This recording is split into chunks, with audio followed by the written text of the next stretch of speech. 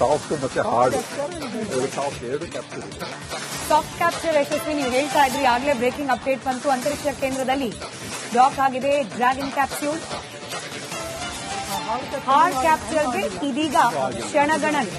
So ಇದ್ರ ಬಗ್ಗೆ ನೀವು ಎಕ್ಸ್ಪ್ಲೈನ್ ಮಾಡ್ಬಿಡ್ಬೋದು sir. What is soft capture and what is hard capture?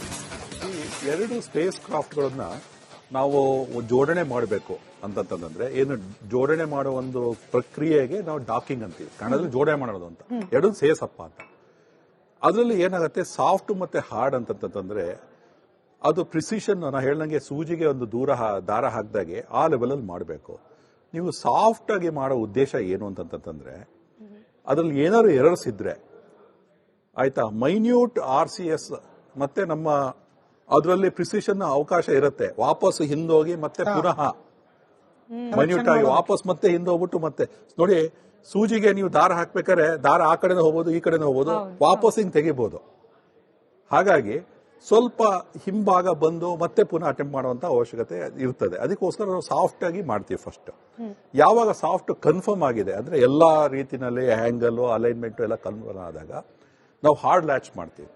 ನೀವು ಹಾರ್ಡ್ ಲಾಂಚ್ ಮಾಡೋದ್ರ ಮೇಲೆ ನೀವು ಏರ್ ಲಾಕ್ ಓಪನ್ ಮಾಡೋದು ಅಥವಾ ಉಳಿದ ಏನು ಪ್ರಕ್ರಿಯೆಗಳಿದಾವೆ ಅವನ್ನೆಲ್ಲ ನಾವು ಮಾಡ್ಕೊಂಡು ಹೋಗ್ಬೋದು. ಸೊ ಇದು ಒಂದು ಜೋಡಣೆಯ ಕಾರ್ಯಕ್ರಮ. ಇದರಲ್ಲಿ ಆರ್ಬಿಟಲ್ ಮೆಕ್ಯಾನಿಕ್ಸ್ ಬರುತ್ತೆ, ಸೇಮ್ ಪ್ಲೇನಿಗೆ ಬರಬೇಕು, ಸೇಮ್ ಆಕ್ಸೆಸ್ಗೆ ಬರಬೇಕು, ಎಲ್ಲ ರೀತಿ ಬರಬೇಕು. ಒಂದು ಪರ್ಟಿಕ್ಯುಲರ್ ಒಂದು ವಿಜುವಲ್ ನಾನು ತೋರಿಸಬೇಕು ಅಂತ ಹೇಳಿದೀನಿ. ನಾವು ಅಂತರ ಮಾಡ್ಕೊಂತಾರೆ. ISS ಅಲ್ಲಿ ನಾವು ಯಾವ ಜಾಗಕ್ಕೆ ಹೋಗಿ ಲ್ಯಾಚ್ ಆಗ್ತಾ ಇದೀವಿ ಅನ್ನೋದನ್ನು ಅದನ್ನೊಂದು ತೋರ್ಸೋಣ ಅಂತೆ. ಅವರು ನೀವು ಜೀರೋ ಗ್ರಾವಿಟಿ ಬಗ್ಗೆ ಗ್ರಾವಿಟಿ ಜೀರೋ ಆಗಿರುತ್ತೆ ಅಂತ ಅವ್ರು ಹೇಳಿದಾಗೆ ಅಲ್ಲಿ ಗ್ರಾವಿಟಿ ಜೀರೋ ಆಗಿರೋದಿಲ್ಲ. ಏನಂದ್ರೆ ಅಪರೆಂಟ್ ಆಗಿ ಅವ್ರು ಫೀಲ್ ಮಾಡ್ತಾರೆ. ಏನಂದ್ರೆ ಭೂಮಿಯಿಂದ ಬರೀ 400 ಕಿಲೋಮೀಟರ್ ಮಾತ್ರ ದೂರ ಹೋಗಿರ್ತೀವಿ ನಾವು. ಅಂದ್ರೆ ಭೂಮಿಯಲ್ಲಿಕ್ಕಿಂತ ಒಂದು 10% ಕಡಿಮೆ ಆಗಿರುತ್ತೆ. ಸ್ಟಿಲ್ 90% ಗ್ರಾವಿಟಿ ಅಲ್ಲಿ ಇದ್ದೇ ಇರುತ್ತೆ. But what is this zero gravity ಅಂತ ನಾವೇನ್ ಕರಿತೀವಿ ಅಂತಂದ್ರೆ, ಇಟ್ ಈಸ್ ನಮ್ಮ ವಿಜ್ಞಾನದಲ್ಲಿ ವರ್ಡ್ಸ್ ಯೂಸ್ ಮಾಡಿ ಎಕ್ಸ್ಪ್ಲೇನ್ ಮಾಡೋದಾದ್ರೆ it's a free fall condition ಅಂತ ಹೇಳ್ತೀವಿ. ಫ್ರೀ ಫಾಲ್ ಕಂಡೀಷನ್ ಅಂತಂದ್ರೆ, ಫಾರ್ ಎಕ್ಸಾಂಪಲ್ ಒಬ್ಬ ಏರ್ಕ್ರಾಫ್ಟ್ ಇಂದ ಒಬ್ಬ ಸ್ಕೈ ಡೈವರ್ಸ್ ನೀವು ನೋಡಿರ್ಬೋದು, ಅವರು ಡೈವ್ ಮಾಡ್ತಾರೆ ಏರ್ಕ್ರಾಫ್ಟ್ ಇಂದ. ಡೈವ್ ಮಾಡಿದಾಗ ಅಸ್ಯೂಮ್ ಅವರು ವ್ಯಾಕ್ಯೂಮ್ ಅಲ್ಲಿ ಡೈವ್ ಮಾಡ್ತಾ ಇದ್ರೆ ಇನ್ನೇನು ಏರಿಲ್ಲ ಅಂತ ಇಟ್ಕೊಳ್ಳಿ, ಅವಾಗ will be under the free fall condition. ಅಂದ್ರೆ ಅವ್ರಿಗೆ ಗ್ರಾವಿಟಿ ಬಿಟ್ಟು ಬೇರೆ ಯಾವ್ದು ಫೋರ್ಸ್ ವರ್ಕ್ ಆಗ್ತಾರಲ್ಲ ಅವ್ರ ಮೈ ಮೇಲೆ, ಅವಾಗ they will feel weightlessness. That is called free fall condition. ಇಲ್ಲಿ ಕೂಡ ನಮ್ಮ ಡ್ರ್ಯಾಗನ್ ಸ್ಪೇಸ್ ಕ್ರಾಫ್ಟ್ ಆಗಲಿ ಅಥವಾ ಈಗ ನಮ್ಮ ISS ಆಗಲಿ ಏನ್ ಮಾಡ್ತಾ ಇರುತ್ತಂದ್ರೆ, it is under the subject of gravity but it is never falling to the, ಅವನು ಭೂಮಿ ಮೇಲೆ ಬೀಳ್ಬೇಕಾದ್ರೆ ಪ್ಯಾರಾಚೂಟ್ ಇಳ್ಕೊಂಡು ಇಳ್ತಾನೆ. ಸೊ ಅವಾಗ ಬಂದ್ಮೇಲೆ ಟಚ್ ಆದ್ಮೇಲೆ ಗ್ರಾವಿಟಿ ಬರುತ್ತೆ. ಬಟ್ ಅವ್ನು ಯಾವಾಗ್ಲೂ ಟಚ್ ಮಾಡಲಿಲ್ಲ ಅಂದ್ರೆ will be constantly under the free fall condition. ಇದೇ ತರ ಇಲ್ಲಿ ನಮ್ಮ ಡ್ರ್ಯಾಗನ್ ನಮ್ಮ ISS ಕೂಡ it is falling towards earth but it is never reaching the earth. So it is moving at such a speed it will never fall to the earth and it will start rotating about the earth. So it is continuously in the free fall condition. ಆವಾಗ ಆ entire ISS and ಅದರೊಳಗೆ ಇರ್ತಕ್ಕಂಥ astronauts ಅವರೆಲ್ಲರೂ ಈ weightlessness ಅನುಭವಿಸ್ತಾರೆ. So ಹೀಗಾಗಿ it is not actually zero gravity, it is apparent weightlessness ಅಂತ ಹೇಳ್ಬೋದು. ಓಕೆ, ಇದ್ರ ಜೊತೆಗೆ ಕೃಷ್ಣಮೂರ್ತಿ ಸರ್, ಇದಾದ್ಮೇಲೆ ಏನು ಅಂತ, ಡಾಕಿಂಗ್ ಆದ್ಮೇಲೆ ಏನು ಅಂತ ಹೇಳಿ, ಈಗ ಸಾಮಾನ್ಯರು ಏನ್ ಅನ್ಕೊಳ್ತಾರೆ, ಆಯ್ತು ಅಲ್ಲಿ ಹೋಗಿ ISS ಜೊತೆ ಜೋಡಣೆ ಆಯ್ತು ಕ್ಯಾಪ್ಸೂಲ್, ಅದಾದ ನಂತರ ಡೋರ್ ಓಪನ್ ಮಾಡಿದ್ರು ಒಳಗೆ ಹೋದ್ರು, ಅಷ್ಟು ಸಿಂಪಲ್ ಆಗಿ ಇರಲ್ಲ ಪ್ರಕ್ರಿಯೆ. ಆಕ್ಚುಲಿ ಮಾಡ್ತಿರೋ ಕೆಲಸ ಅಷ್ಟು ಸಿಂಪಲ್ ಆಗೇ ಇದೆ. ಬಟ್ ಆದ್ರೆ ಆ ಇರೋ ಎಕ್ವಿಪ್ಮೆಂಟ್ಸು, ಸ್ಪೇಸು, ಆರ್ಬಿಟಲ್ ಮೆಕ್ಯಾನಿಕ್ಸ್ ಆಗಿರೋದ್ರಿಂದ ಅದು ಎಲ್ಲ ಕಾಂಪ್ಲೆಕ್ಸ್ ಆಗತ್ತೆ. ಈಗ ಆರ್ಬಿಟ್ ವಿಚಾರ ಒಂದು ಹೇಳ್ತಿದ್ದಂಗೆ, ಸುಧೀಂದ್ರ ಹೇಳ್ತಿದ್ದಂಗೆನೆ ಇಂಗ್ಲಿಷ್ ಅಲ್ಲಿ ಆರ್ಬಿಟ್ ಆರ್ಬಿಟ್ ಆರ್ಬಿಟ್ ಅಂದ್ಬಿಡ್ತೀವಿ. ಕನ್ನಡದ ಹೇಳಬೇಕು ಅಂತಂದ್ರೆ ಮುಕ್ತವಾಗಿ ಬೀಳೋದು ಅಂತ. ಈಗ ಇಂಟರ್ನ್ಯಾಷನಲ್ ಸ್ಪೇಸ್ ಸ್ಟೇಷನ್ ಇದೆ, ಮತ್ತೆ ನಮ್ಮ ಡ್ರ್ಯಾಗನ್ ಇದೆ, ಇಬ್ರು ಬೀಳೋರೆ, ಅವರು ಬೀಳ್ತಿದ್ದಾರೆ, ಇವರು ಬೀಳ್ತಿದ್ದಾರೆ. ಆ ಬೀಳೋದು ಏನು ಅಂತಂದ್ರೆ ಒಂದು ಸರ್ಕ್ಯುಲರ್ ಆಗಿರೋ ಒಂದು ಪಾತಲ್ಲಿ ಬೀಳ್ತಿರೋದ್ರಿಂದ ಭೂಮಿಗೆ ಬೀಳಲ್ಲ ಅಷ್ಟೇ, ಅವ್ರು ಕಂಟಿನ್ಯೂಸ್ ಆಗಿ ಬೀಳ್ತಾ ಇದಾರೆ. ಅವ್ರು ಎಷ್ಟು ಜೋರಾಗಿ ಬೀಳ್ತಾರೆ ಅಂದ್ರೆ 90 ನಿಮಿಷಕ್ಕೆ ಬಿದ್ದ ಜಾಗಕ್ಕೆ ಮತ್ತೆ ವಾಪಸ್ ಬರ್ತಾರೆ. ಅದನ್ನ ಆರ್ಬಿಟಲ್ ಪೀರಿಯಡ್ ಅಂತ ನಾವ್ ಏನ್ ಹೇಳ್ತೀವಿ. ಆರ್ಬಿಟಲ್ ಪೀರಿಯಡ್ ಅಂದ್ರೆ ಬೀಳೋದು, ಕಂಟಿನ್ಯೂಸ್ ಆಗಿ ಬೀಳೋದು.